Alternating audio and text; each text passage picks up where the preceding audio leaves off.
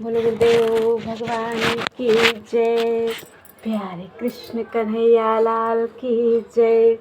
श्रीमद् वाल्मीकि रामायण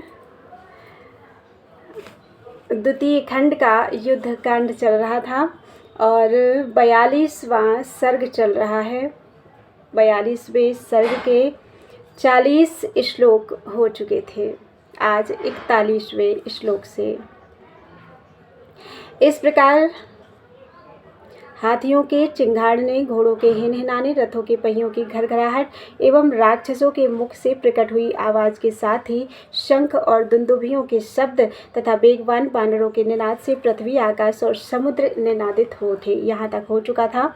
अब आगे एतस्मिन् अनन्तरे घोरः संग्रामः समपद्यत रक्षसां वानराणां च यथा देवासुरे पुरा। इतने ही में पूर्व काल में घटित हुए देवासुर संग्राम की भांति राक्षसों और वानरों में घोर युद्ध होने लगा।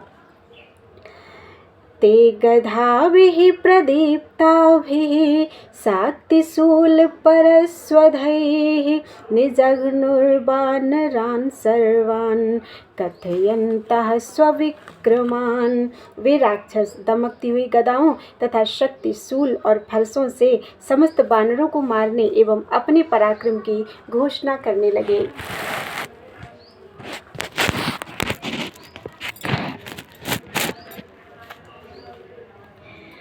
तथा वृक्षैर्महाकायाः पर्वताग्रैश्च वानराः निजघ्नुस्तानि रक्षांसि नखैर्दन्तैश्च वेगिनः। उसी प्रकार वेगशाली विशालकाय वानर भी राक्षसों पर बड़े बड़े वृक्षों, पर्वत शिखरों, नखों और दांतों से चोट करने लगे। राजा जयति सुग्रीव इति शब्दो महानभूत राजन् जय जयेत्युक्त्वा स्वस्वनाम कथं ततः। वानर सेना में वानरराज सुग्रीव की जय हो, यह महान शब्द होने लगा। उधर राक्षस लोग भी महाराज रावण की जय हो ऐसा कहकर अपने अपने नाम का उल्लेख करने लगे। राक्षसास्तु परे भीमाः प्राकारस्था महीं गतान् वानरान् भिन्दिपालैश्च शूलैश्चैव वदारयन्। दूसरे बहुत से भयानक राक्षस जो परकोटे पर चढ़े हुए थे, वे पृथ्वी पर खड़े हुए वानरों को भिन्दिपालों और शूलों से विदीर्ण करने लगे।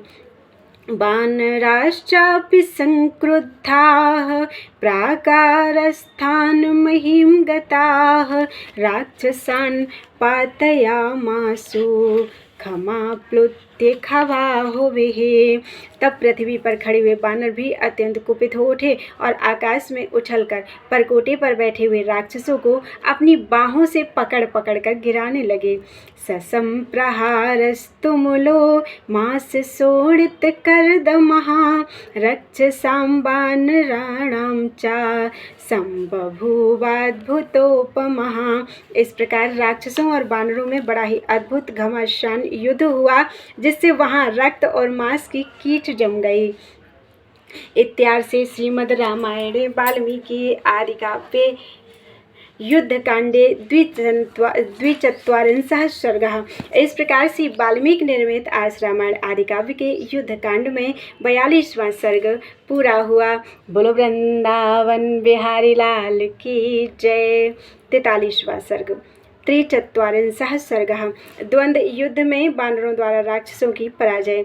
युध्यतां तु ततस्तेषां वानराणां महात्मनां रक्षसां संबभूवाथ बलरोषः सुदारुणः। तदनंतर परस्पर युद्ध करते हुए महामना वानरों और राक्षसों को एक दूसरे की सेना को देखकर बड़ा भयंकर रोष हुआ।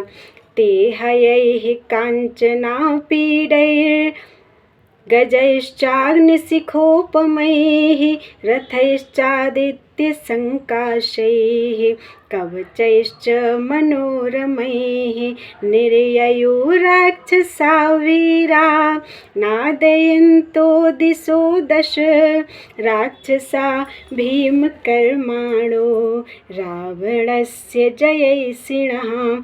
सोने के आभूषणों से विभूषित घोड़ों, हाथियों, अग्नि की ज्वाला के समान देदीप्यमान रथों तथा सूर्य तुल्य तेजस्वी मनोरम कवचों से युक्त वे वीर राक्षस दसों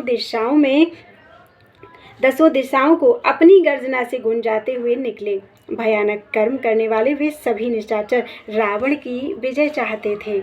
वानराणामपि च मूर्बृहति जयमिच्छताम् वानराणामपि च मूर्बृहति जयमिच्छताम् अभ्यधावत् तां सेनां रक्षसां घोरकर्मणाम्। भगवान श्री राम की विजय चाहने वाले वानरों की उस विशाल सेना ने भी घोर कर्म करने वाले राक्षसों की सेना पर धावा किया।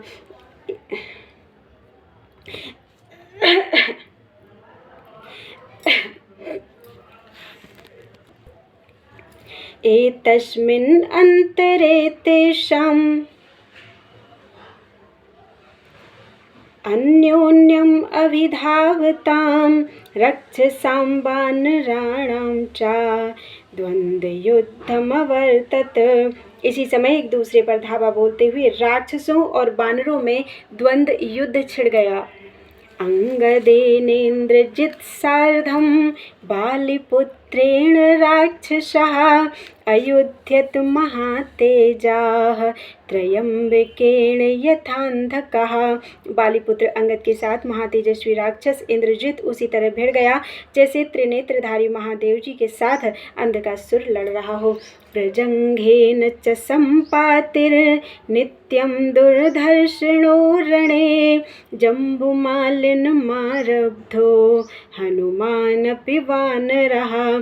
प्रजंघ नामक राक्षस के साथ सदा ही रण दुर्जय वीर संपाति ने और जम्बूमाली के साथ वानर वीर हनुमान जी ने युद्ध आरंभ किया।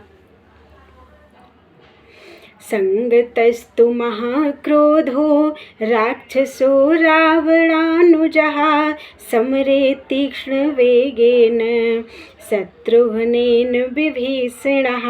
अत्यंत क्रोध में भरे हुए रावणानुज राक्षस विभीषण सम्रांगण में प्रचंड वेगशाली शत्रुघ्न के साथ उलझ गए।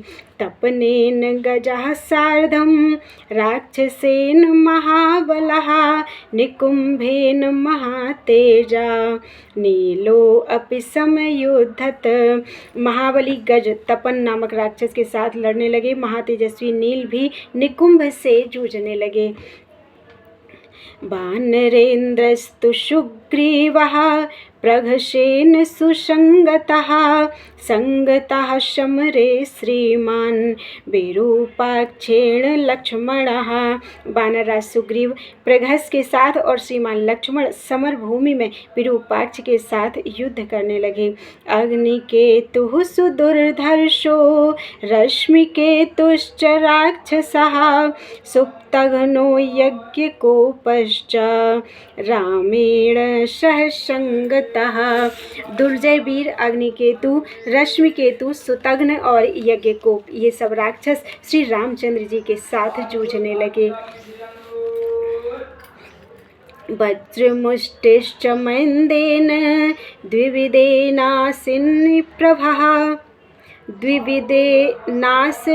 प्रभः राक्षसाभ्यां सुघोराभ्यां कपिमुख्यौ समागतौ।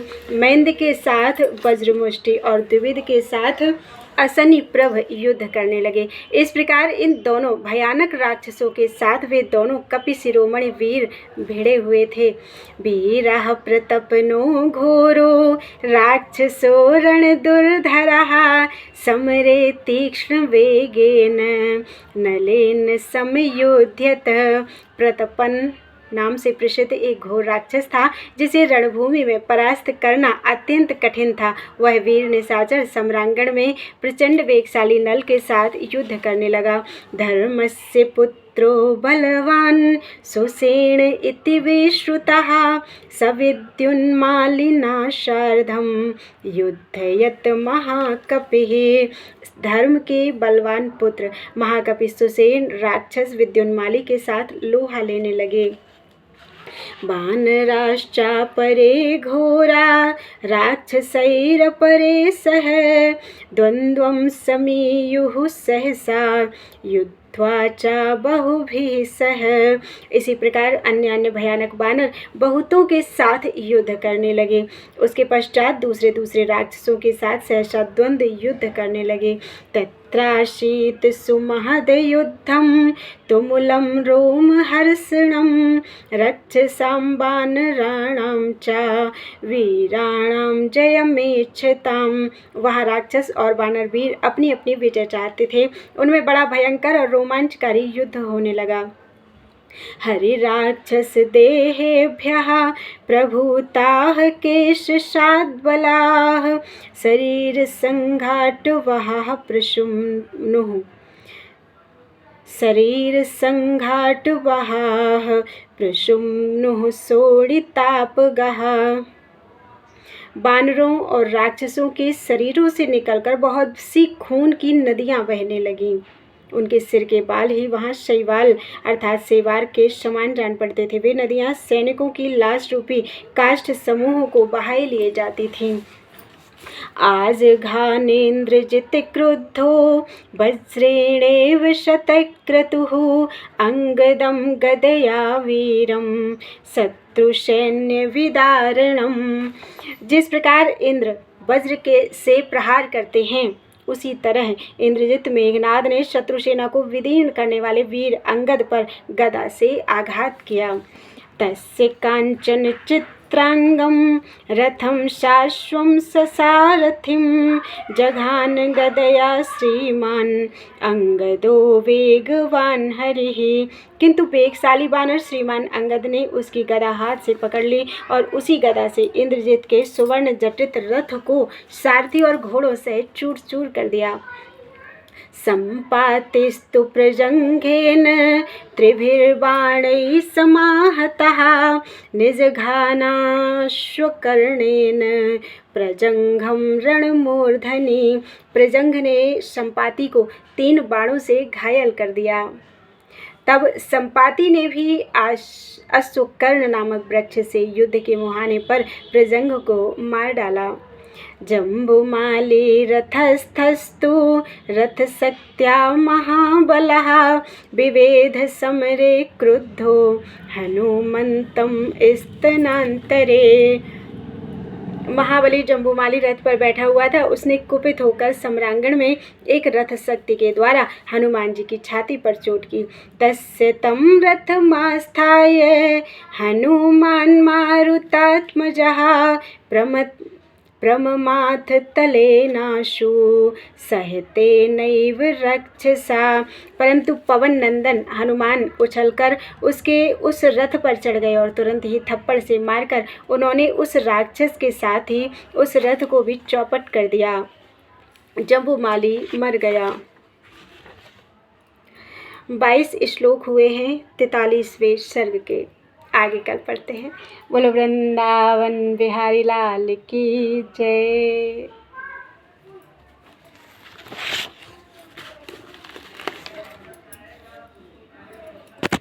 राधे राधे कृष्ण।